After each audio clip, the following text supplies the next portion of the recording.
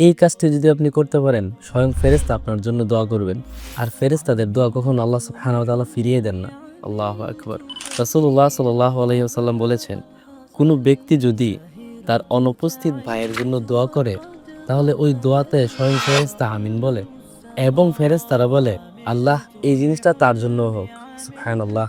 একবার ভাবুন, আপনি আপনার ভাইয়ের জন্য হেদায়েতের দোয়া করছেন, আল্লাহ আপনি আমার ভাইকে হেদায়েত করেন। ফেরেশতারা ওই দোয়াতে আমিন বলবেন এবং ফেরেশতারা বলবেন, আল্লাহ তাকেও আপনি হেদায়েত করেন। সুবহানাল্লাহ।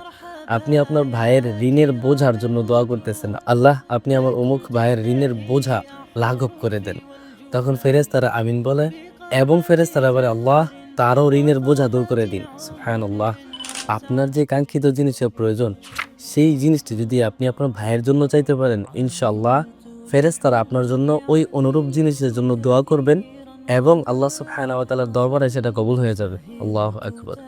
এখন থেকে অবশ্যই আপনি আপনার দ্বীনী ভাইয়ের জন্য দোয়া করবেন এবং আপনার দোয়ার ঝুলিটা পরিপূর্ণ করবেন। আল্লাহ আমাদেরকে বুঝার এবং আমল করার তৌফিক দান করুক। আমিন।